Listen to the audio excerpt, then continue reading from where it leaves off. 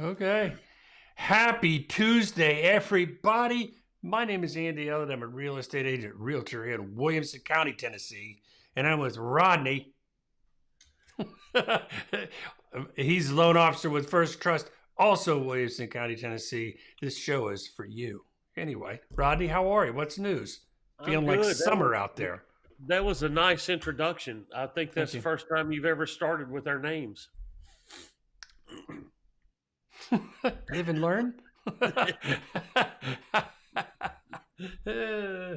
Oh God! So it's summer. You had to be. Got to ask the golf question. So golfing, yes. Yes, we had our club championship this weekend. Me and my son played in it. We had a good time. Neither one of us won.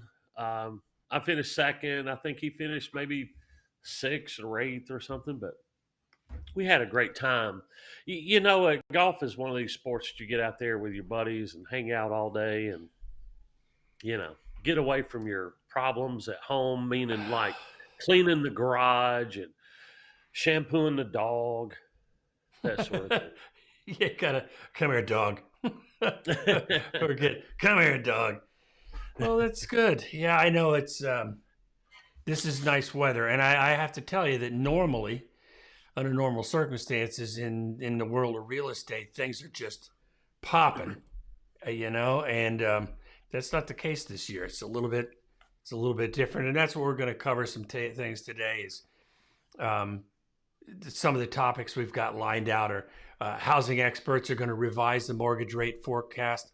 We knew that was coming. I mean, we expected it to come because forecasts, they change, and so we're going to talk about that a little bit. And then one that I'm really excited about that Rodney found was the real reason inflation remains sticky, and it will dovetail beautifully into the experts kind of a thing. So let's start like we always do, which is pretty much Rodney's rates. Bear with me.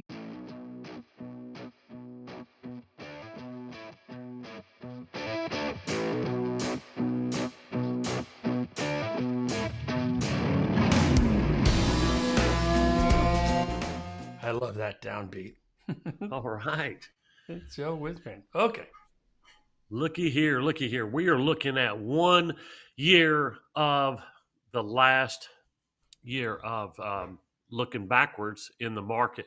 Red means the rates are getting worse, and green means the rates are getting better for the consumer. So it's very Christmassy. Yes, as you can see, in October we got a really good Christmas gift right there. It went up all the way through December. And then the returns started happening, Andy. We had to pay interest on those gifts and things like that. But as you can see over the last 30 days, it's gotten back in range where you see those squiggly lines. Where the moving day averages are keeping them a little bit in check. Where, in my opinion, they're not as volatile as those jumps. If you can see them right there, they're kind of hanging in between those moving day averages. Yep. And like we'll talk about, everybody is projected, when they started in November, back here in October, November, all they was talking about was the Fed's cutting rates. And then about this time right here, inflation started hanging around, not going like it should be. And as inflation's gotten worse, so have our rates. And that's kind of where we stand. That's where we stand. So, first, I want to say good morning, Angie. How are you? I love the fact that it's morning where you are. Good morning, Ange. Our California buddy showing up. Thanks a lot for being here. We love that. Here's the thing I'm noticing. I'm just going to do a shared screen. I wonder if this will work. Bing. Nope, it won't. No, hang with me. I got rid of my shared screen, so I know. Here we go. That's what I was looking for. You can see that 705. The reason I bring that up is it seems to me that rates they're staying with that range. It's not too high, it's not too low. It's sort of that Goldilocks sort of a thing. Even though it's at the upper end of the range that we're comfortable with, at least it's stable. And I'm going to go into my regular stable in duration counts for like pretty much everything. Wouldn't you agree on that? I think.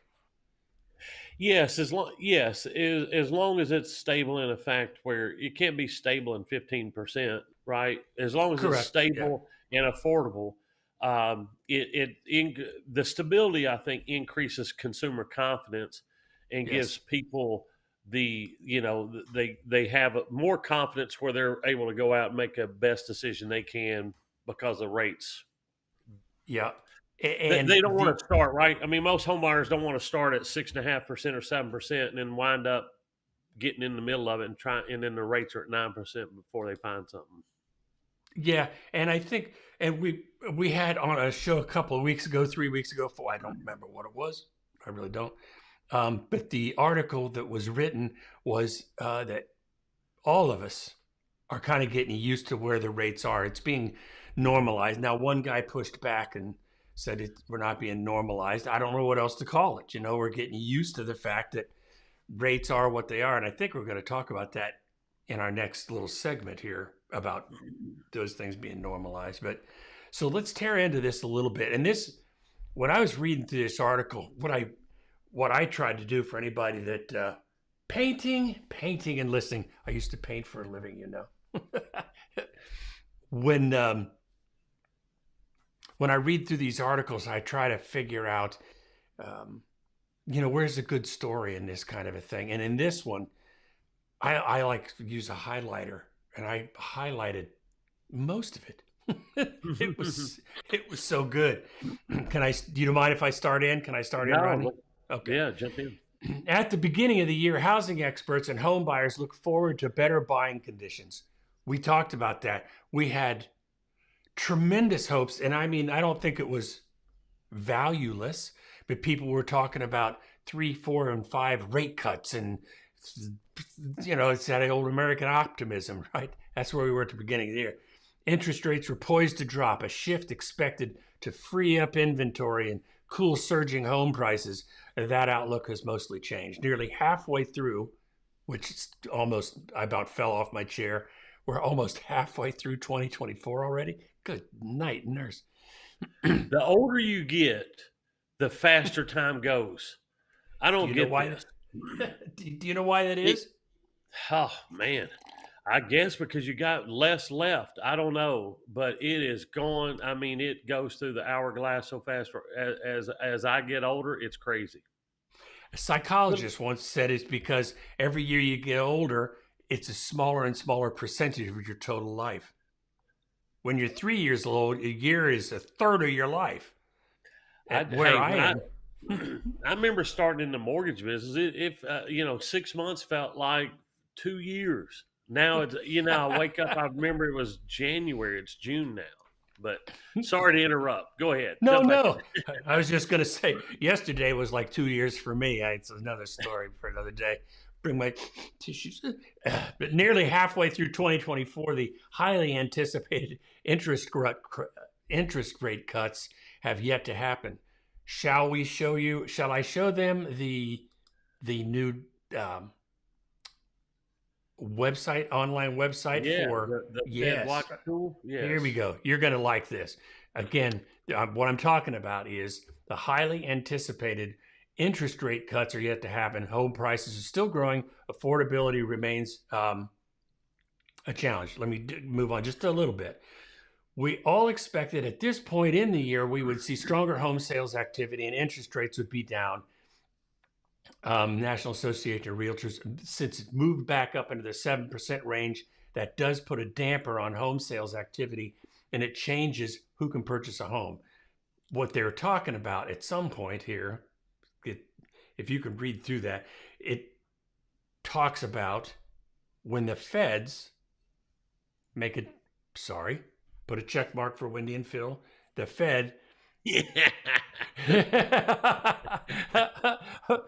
when the Fed cuts rates, interest rates tend to go down. Well, we've got some predictor on this. Here we go. Let's see how this works.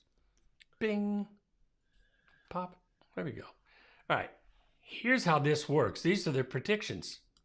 This is a probability calculator. And did you figure out how this thing works? I didn't go through it, but as soon as Okay. I seen it at 96.4%, I understood what they were saying. Yeah, they're saying in June, 96% it's good. And here's the current target rate, 5.25. I know, Ange, that's hard to see. I know. Can I blow this up? No, I can't. I can't.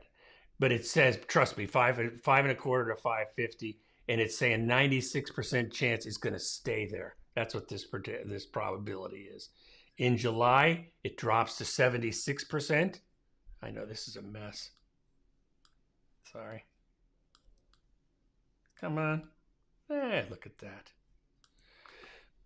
76% that they'll leave it the same. 22% that they'll drop it to 5.25. And just do a couple more. I mean, this is a website worth having. CMEgroup.com. This is worth having. And this shows what the rate cut predictions, probabilities are in September. Anyway, I just thought that was interesting that as you go further out, hopes rise eternal, right? Isn't that something? Well, yes, but I will say this. I mean, the Fed predicted. The Fed told us that they were only going they were looking for March or April. You remember? I mean, they were first time in forever that they put out that's the way they were leaning. So I'm careful not to get my check mark here, but the Fed. We're keeping score. But yeah, that's you notice it, but they're going to a 50-50 in September because that's what people are saying right now is that they think September would be the first rate cut right now. Correct. In there. Yeah.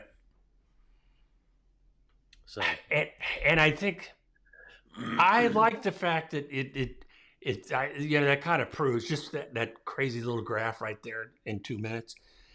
It shows that the population, we tend to have a pretty rosy outlook for the future, and that is not bad, we are. You saying as Americans, or is that CME? I'm saying that whoever put that together is, and I think that probably tends to be true, that if you push things out, people go, it's going to be okay. It's going to be okay.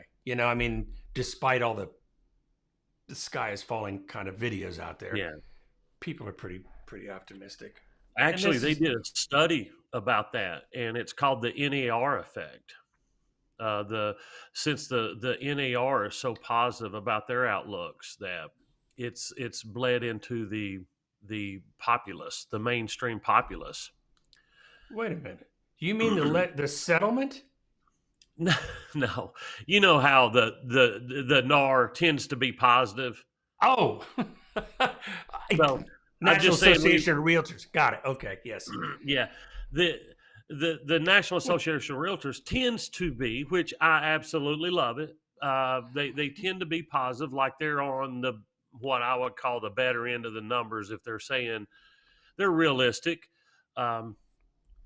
But if you have a positive side and a negative side, I like realtors are always on the positive side, and so that's why I'm saying is correlation with down the future. Yes, we got I've got my nothing. I've got my rose-colored glasses right here. Let me get those. So isn't it funny when you're looking for something, as soon as you get done with it, then you find, I couldn't find this a second ago. The next paragraph that we were talking about, and this is the revised forecast from experts. I don't know what that means. But there's some heavy hitters in here. It says persistent inflation pressure has prompted the Federal Reserve to maintain its strict monetary policy until further data shows consistent signs of price easing. And that was basically summed up in that chart. That's what I was trying to dovetail these things into. Best laid plans.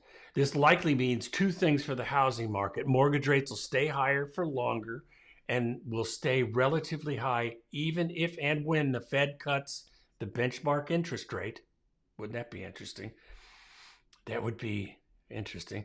A move that can influence the market, not directly, but It indirectly. would. Yeah. Yeah. It would. I don't see now. This is where we get into some heavy hitters, and I always preach these guys are good. I don't see mortgage rates declining significantly this year. We were just talking about it's bouncing around 7 and 10, 7, 690 for. We've been scraping along the bottom there for quite a period of time, using Rodney's term. Yes. I don't see mortgage rates declining significantly this year. Zillow's senior economist told Yahoo Finance. I love Yahoo Finance. And Zillow, are they all over the map? No more than anybody else, but I mean, at least they're willing to put their thoughts out there and be frankly scrutinized for it. They get beat up pretty good for being wrong, but it's best guess. That's the title of our thumbnail today was mine. So did you want to jump in there for a second? No, I agree wholeheartely. I did like that. I did like that article, or the piece where the inflation is at. If you pick the top 5 things, they're the things that you do most, right? Auto insurance, rent, housing, restaurant meals, earnings, personal care, all that has the highest inflation. Yeah. It's stuff that we do stuff that we use every single day. Every single day. And as you read through it, of course, it comes on the biggest engine to that is housing. 30%, I think, is what it was, is housing and that rent, that owner rent equivalency. Get to that in just a second here. Mortgage rates are, now this is a good statement. I'm glad to hear him say this. Mortgage rates are famously difficult to predict, but I'd be surprised if we ended the year with rates below 6. I am on that train. And all he's saying is, he's not saying no way, but doesn't seem like it. Yeah. And below 6 is a long way now that we only got 7 months left. And we're, just barely over 7. So, to get in the 5s by the end of the year, it could happen, but inflation's got to turn around really quick. Really quick. And they were surprised. And you know what? You've said this before. You said this last year about how the world of finance and economics in the United States works and how an election year kind of mucks things up. I said, messes things up. And, you can see it there. The plays are being made for election purposes rather than the health of the economy, in my humble opinion. Money is being spent when he's talking about,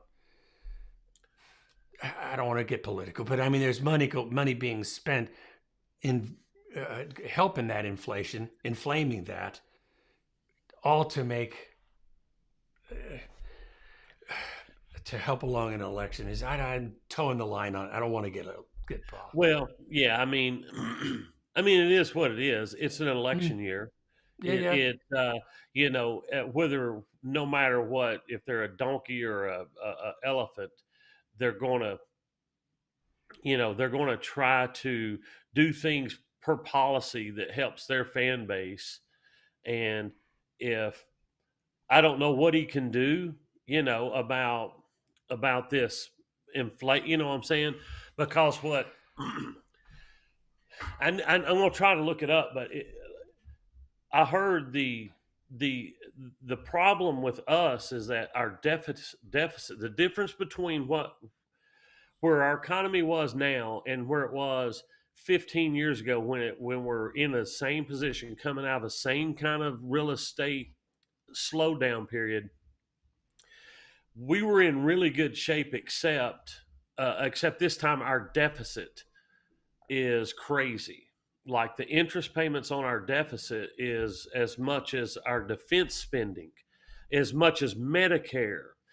I mean, all of these things combined, it's like, so the deficit's what's killing us, not, and that's from, and there's only a couple ways you can fix it, right? Taxes and cut government spending. But, the current people spend a little too much. And, I don't care. I mean, that's been the case for a million years. One side's more conservative, one side spends more. I mean, that's kind of, that's where the line seems to be. yes. So, I mean,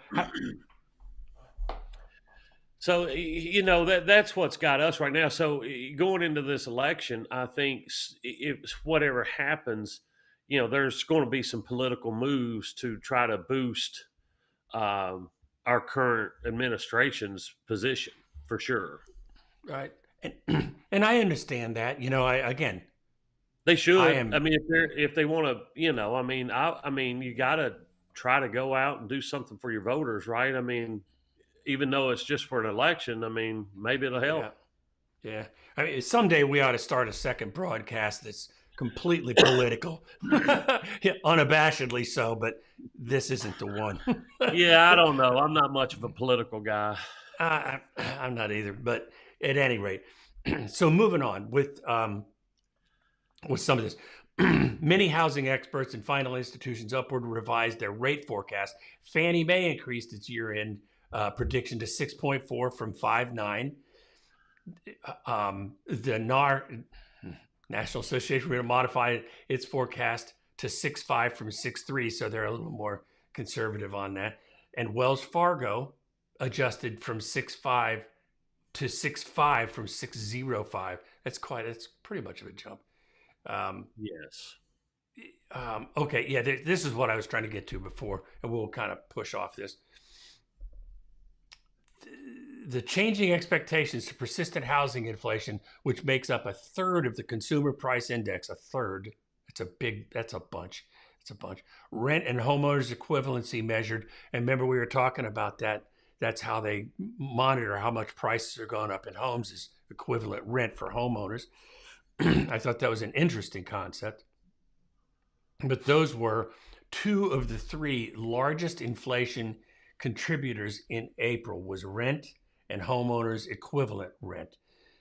Those are big numbers, and that's showing it's getting more expensive to rent. I mean, right. And I don't know about you, but the fact is that there's people that can't get out of the rental market because things have gotten so expensive.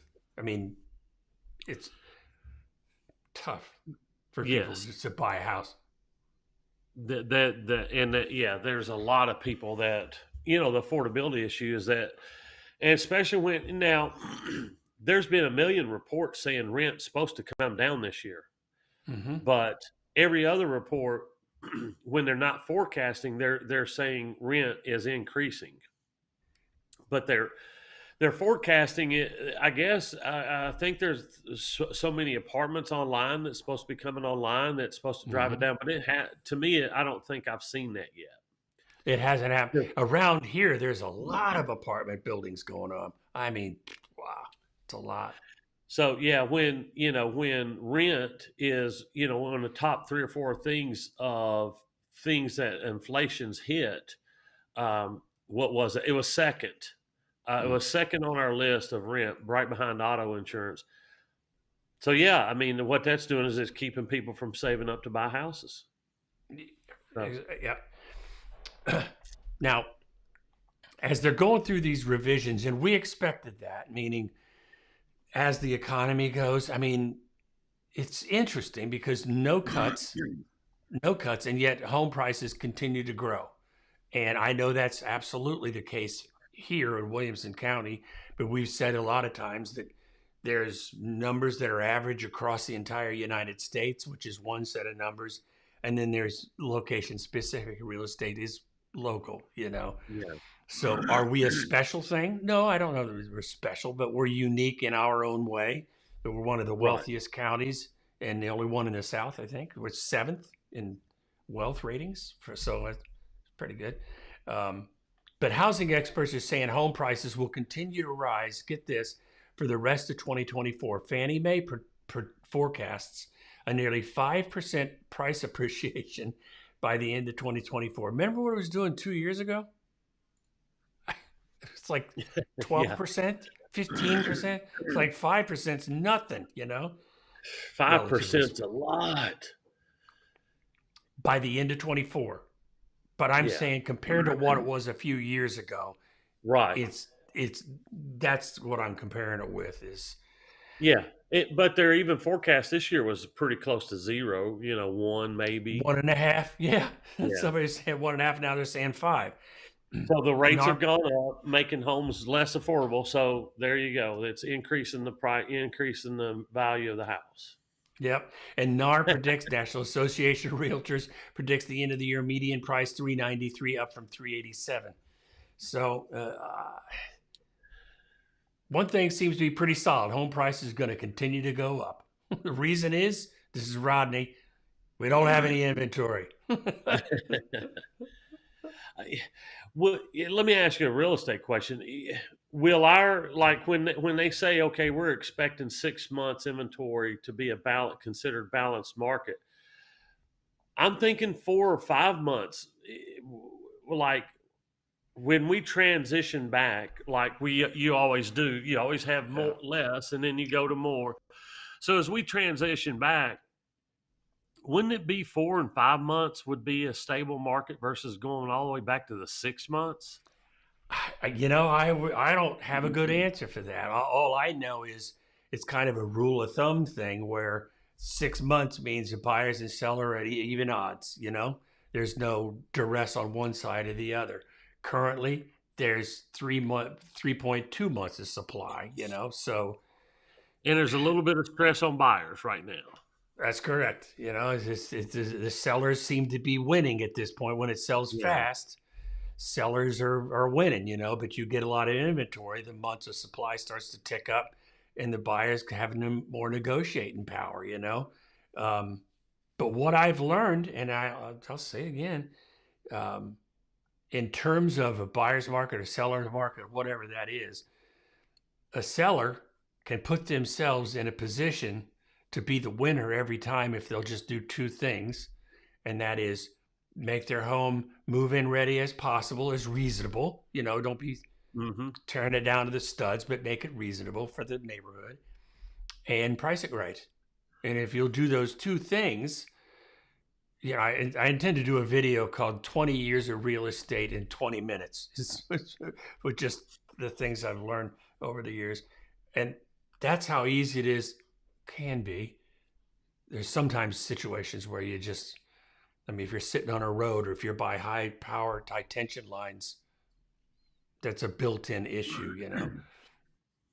But you fix the house up, move in ready, and price it right, and you'll more than likely, even in this market, I wouldn't say especially, but you'll get multiple offers. You'll get more than you ask for. I think it's those two things create you'll max as a seller. You'd maximize your sales ability in every market. Yeah. You create your own gravity, create your own market. That's what Yeah, Terry used to teach. His rule for, I have an unending respect for that guy.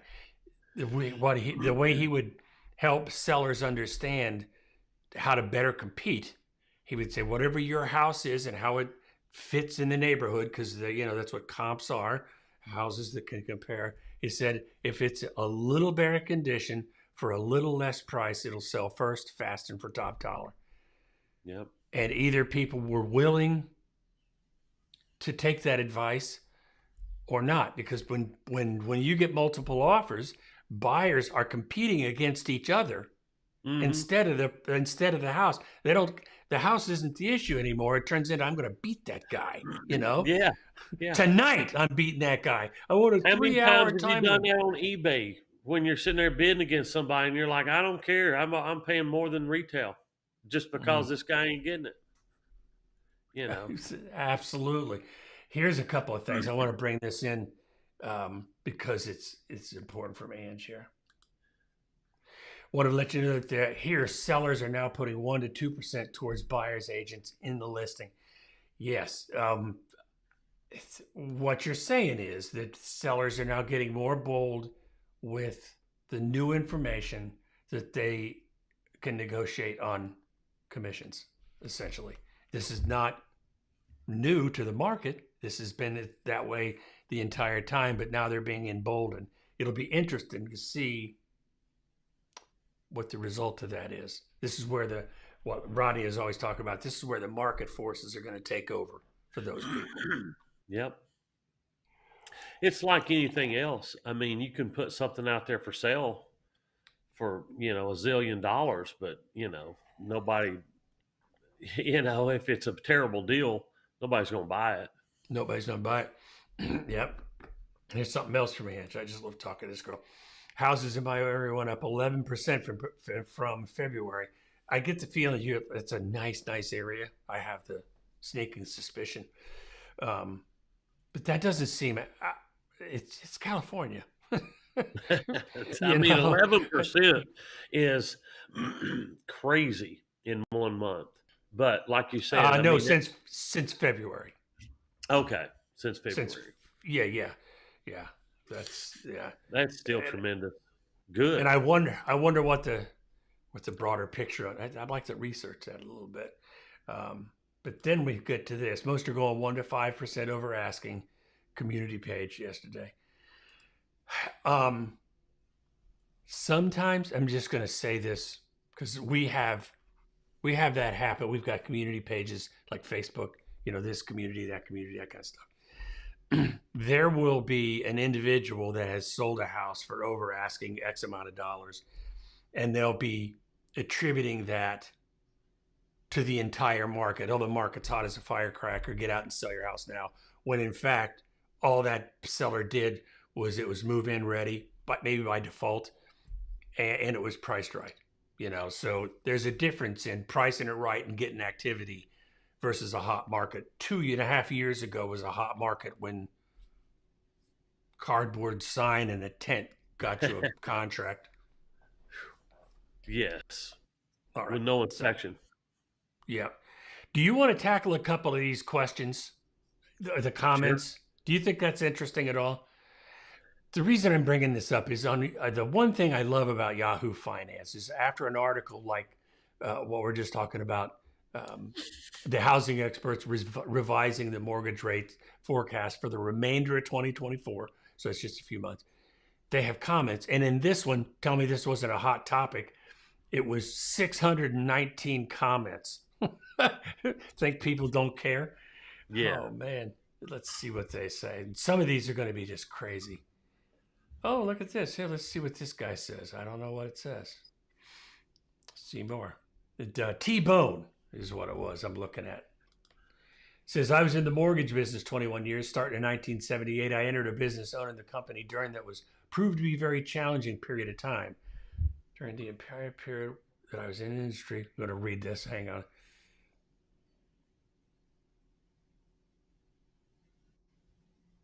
I seldom had the benefit of offering, this is an interesting perspective. I seldom had the benefit of offering the now current note rates to my customers. I was very successful and made a good living doing it, but I have to say that today's interest rates are likely to be the new norm for quite some time.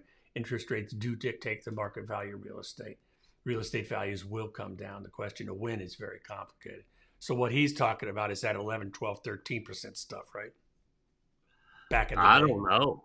I don't know if he's talking about that or if he's talking about like if they get to fives, if we have a massive run at 5%, well, is he saying houses will go down in value?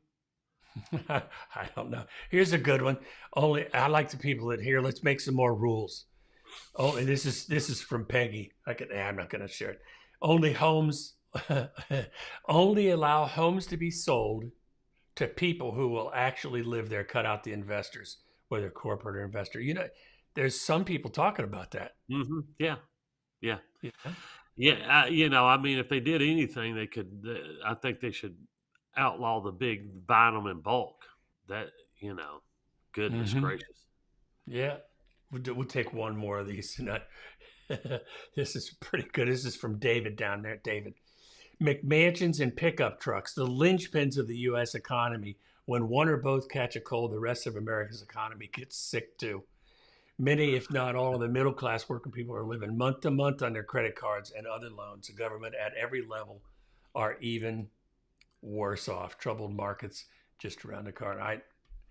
I can't say if he's right or wrong, but he's hitting some strong points there.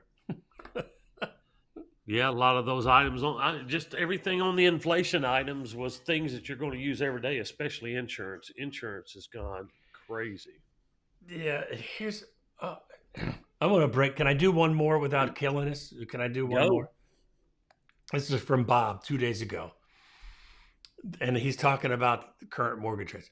This is all hangover from the Fed and past administration keeping interest rates too low for too long. I have to agree. There are people with 3 or 4 houses and many with none as capital poured into housing fueled by artificially low rates. It was free money hedge for the wealthy. For the longest time, I heard people say, hey, it's like free money. When it was 2 or 3%, that's over my pay grade. It looks like it's free now. It does, doesn't it? It does. I mean, just looking at the what it does to a house payment, man, it is wild. What just the same house could afford with that difference. The payments on those things, it's crazy. It's huge, and I remember.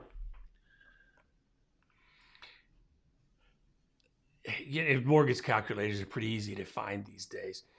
And it's interesting. Now there's a lot of websites that just tell you how much the house is going to cost. I think Zillow is one of them. And it has, man, oh man. I remember not so long ago that housing was downright affordable. Is that negative? Is that a negative thing to bring up? Maybe I shouldn't, but no, it's just more expensive. It's more expensive now. It just is, Yes, God. I mean, a long time ago, it's like almost anybody you ran into, you'd be like they were a prospect of buying a house. But today you gotta have your P's and Q's. It's a lot more difficult to qualify today than it was 20 years ago. Yeah, and I have a lot of years ago. 100%. Let's look at Ange here. She says, because we're testing the idea that the hot market, at least that's where I was coming from. We'll let you know in a month or two how well those listings. I can't wait to hear. And then we'll do this one. They're putting little stickers on the listing now that says hot house. Never seen that. Really? A sticker makes a difference, I wonder? Like on the listing thing, like almost like a little rider. You know what I'm saying? Like probably coming off to the side or something. Yeah. Yellow tape across the. Yeah, I've seen stuff like that, like reduced or new or stuff like that. The word now is improved price. Improved. If they lower the price, it used to be we'd call it price reduced. That's what it was. We've reduced the price. Yeah. But now it's not reduced. It's improved. Yeah. What a great way to look at that. You real estate agents, man, y'all work all the angles. Oh, really do. That cozy little house worth $800,000 studio. Yeah. Cozy. All right. We're going to hop over into something that Rodney picked up on, and it was the real reason inflation remains sticky. And we touched on it a minute ago. And I think if we go into it's about the 5th paragraph down, the problem, if you want to riff on this one, Rodney, it says, the problem is Jason Trennert of Strategas put it on Friday. There are only 3 options when you have deficits of this magnitude. Do you want to jump in on that? Yeah, you can. There's only a couple ways to fix it. One, you fix them by cutting government spending and increase taxes, or both. Accept higher interest rates and inflation as a fact of life, which I think our economy is too good for that. And then hope you get lucky and that real economic growth surprises to the upside, thanks to innovations like AI, Ozempic, and so forth. Isn't that interesting that you put Ozempic in there? You know what? I thought people were getting in trouble over that. I thought like Ozempic was like a really good drug at first, and then people are not doing so well on All I know is it's a weight loss drug. You can take a shot and lose weight, and people are digging it. And apparently now it is going to carry the economy. them. Nice. But what Rodney's talking about here, just so that I don't forget, it's so why is inflation proven to be so difficult to tamp down? It seems like it's just not going to die. The fault perhaps lies not so much with the Fed as with the officials across town. The government, and this is what Rodney had said, just a quick reminder, the government is running a budget deficit of roughly 7%, what we used to see in recessions, not bull markets. The more the Fed, this makes total sense to me, the more the Fed hikes rates, the worse the deficit gets, thanks to higher interest rates or interest payments, naturally. Yeah. Who didn't think that through?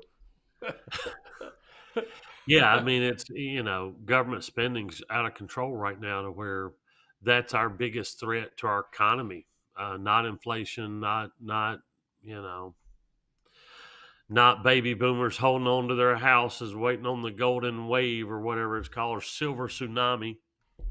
yeah, Our deficit is too large, and our interest payment is terrible. The third option looks unlikely in the near term, he noted. The first one is unlikely politically, especially in the election year. So as a result, I think you want to count on stickier inflation and higher long-term interest rates.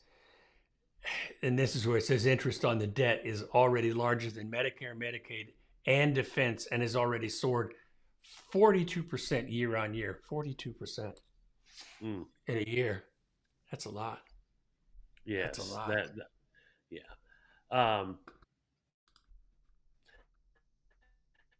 Golly, it's larger. The interest on our deficit is larger than Medicare, Medicaid, and defense. That's mind-boggling. Yeah, I just hate the government being able to spend and get like they can't manage a checkbook. Like we should have a policy. If we don't have it, let's not spend it or give it away. Yeah, or but that's the second hour. Yeah, but for this hour, that's why inflation is hanging around. That's why insurance has gone through the roof. Not necessarily insurance. There's a lot of world stuff going on with that and disasters and everything. But rent, all these other things are this plays a heavy role in those things. It does. It really does. And so it seems to me, and I again, that's pretty high finance there. But they're taking the responsibility out of the Fed hands and placing it on government spending, which I think is a reasonable thing. But if we can't do much about that. But it's an interesting topic. Now, what is this? Is that the brother calling the sister a name? I mean, honestly, you know what I'm saying? I mean, this is all our government. Like, are they going to trick us and be like, oh, those guys are the bad guys, Okay. And then they're meeting in the back rooms? Yeah. Okay, but I need those votes. And there's a third Fed mandate that I didn't know about. I'm really not that. It says low and stable treasury rates, and I guess that's at risk. That seems to be pushing the limits these days. Don't know anything about that. I just wanted to finish up the hour, though, with our favorite topic, the settlement and what it's doing. And it's only two things that I really want to touch base on. Have you read anything new on the NAR settlement recently? No, I did think that one of these, there was a paragraph that summed up kind of my thoughts on it. Just in one little section there, it's like the third paragraph of the fourth paragraph of that first article. Real estate agents are likely to experience the most direct impact of these changes. That one? Yes. How the NAR settlement is changing the game. Yeah. Okay. Yeah. So NAR focuses on the framework of real estate fees, which traditionally mandated the sellers cover both the agent fees and the buyer agent's fees. A mandate is probably not a word I would agree with, but I mean that sounds like I Right. don't know. Yeah. Now the one below it where real estate agents are likely to experience the most direct impact of these changes. The traditional security of commission based earnings may now depend significantly on the agent's ability to negotiate terms directly with their clients. Yes, I think that sums it up. I really do. I think that's at the end of the day, that's what a lot of that's going to boil down to. I have to agree. I'm trying to process this as we kind of go into the final couple of laps on this, but here's a thought, and for anybody that's getting ready to buy or sell a house, nothing's changed yet. Nothing has changed. Conversation has changed dramatically, but in reality, none of the rules have changed. August 17th, there's going to be two rules that change, and I know you're probably heard this before, but one is going to be specific compensation for brokers will not be shared on the MLS. It'll be now a concession field, not to be specific with buyer brokers, but to what a seller is willing to contribute. And the second thing is for buyers and buyer agents, they have to have a signed agreement, buyer's agency agreement, before they even tour homes. And it's my understanding from my broker, you have to have that before you can talk about pricing and even strategy, with somebody on the phone. It's gone that far. I haven't necessarily confirmed that because I can't talk to you now. Click, they're lost. I mean, that would be a pretty tough. I don't know about that. Yeah, that can't be the intent because that's no way is that in kind of line with a real estate mindset of helping people. You know what I'm saying? You got to still help people find homes and things like that. So putting paperwork restrictions in front of that, I think it's all going to work out, but it's definitely going to be It will. challenging for the real estate agents they've just got to talk about their value and figure out once they get one or two deals done in the contract, it'll be old hat, and hopefully people will still have representation and get it Well, at a good price. and I'm gonna just read a couple of these things. Then I'm gonna dip into the last one, which is a Forbes article, which really you'll see it highlights what I'm getting at here.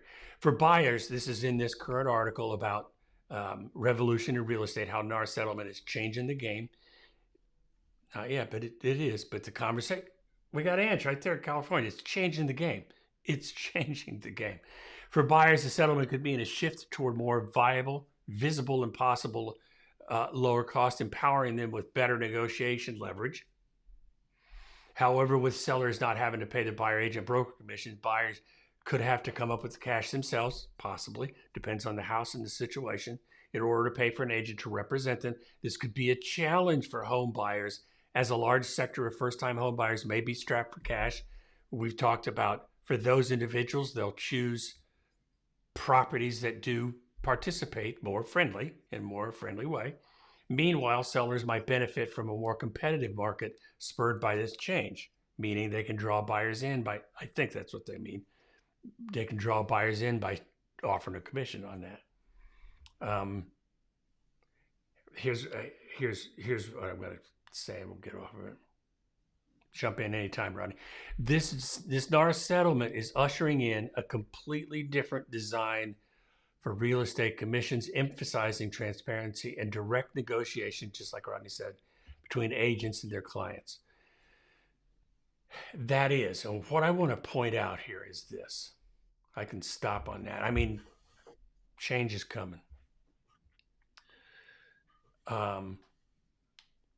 Initial response from industry professionals indicate a mix of concern and hope. It's a brilliant sentence because it is exciting, but it's Yes. scary all at the same time. It's like, Yes. what's going to happen? But here's Yeah. what, I mean, yeah. go ahead. Go ahead. Go ahead. Go ahead. No, I think it's an exciting time. I think we've talked about it, but it's going to change. It's going to change the way we do things a little bit, but overall, I think it's going to be a good thing. I think it's going to be more transparent. Um, I'm not necessarily thinking that the sellers are going to get out free of not paying any of that, but I think it's going to be more like it was. It's just a different way. Buyers agents will have to negotiate their fee and how they get in the contract. I agree. Now, here's the reason I'm bringing up this. That was a good point, Rodney. The reason I'm bringing up this final article, and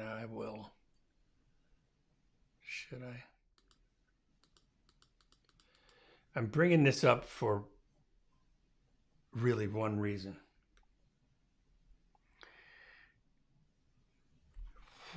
What I've got to take into account is, for decades, the way we've done business is the way that we do business essentially today. And starting here in just a couple of months, the rules are going to change. And this is one company's take on what that's going to be. And the reason I'm bringing up the article is how overwhelming is it going to be for a lot of people, including myself. There's going to be a lot of information to take in, but they're talking about a strategic paradigm shift. Absolutely. Where it used to be, people would errantly say, hey, buyer agents are free. That was never the case, but that's what they would say. That's not the case anymore. These are the things they're going to be suggesting. This company, they're Forbes, is suggesting that real estate agents are going to have to learn, retrain themselves in order to do business in the future. Educate yourself and your team. Know the details. Understand everything about the NAR settlement. Everything? Yes. Really? Okay. Included updated rules on commission transparency.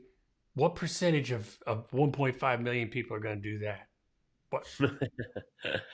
They better. It's the new norm. It's the new norm. Change the messaging, modify marketing materials as well as online presence. You wouldn't believe the companies that are coming out of the woodwork to send out Instagram posts and that kind of stuff to kind of do it mass media. I'm not so certain that that's going to work anymore. Is that the message now? Stuff you're seeing on Instagram? I don't think so. Well, if you go back just to the maybe. changes, would it be, would some of this stuff, I don't know. I don't know. I mean, I'm already seeing people out there saying, we'll do everything for 1%. I mean, that's the message. It's going to turn, I think you got two ways of taking this thing. I'm sure there's more than two, but the two I can think of currently is you can compete on price. In other words, I'll do it cheaper than the next guy, or sell them on value. I mean, that's the two choices you got. Do you see? Yeah. Does that make sense? Yes. Almost. Is there more? What? No. What? No. What am I missing? No, I like, I just think that this is like revise their market strategies, change the message, create content, redefine your service offer. That's exactly what we've been saying, because you're now going to have to explain, what your role is and how you're effectively getting paid with the client. And I think that's been a big part of the settlement, is they want transparency with that conversation, I guess. Yeah.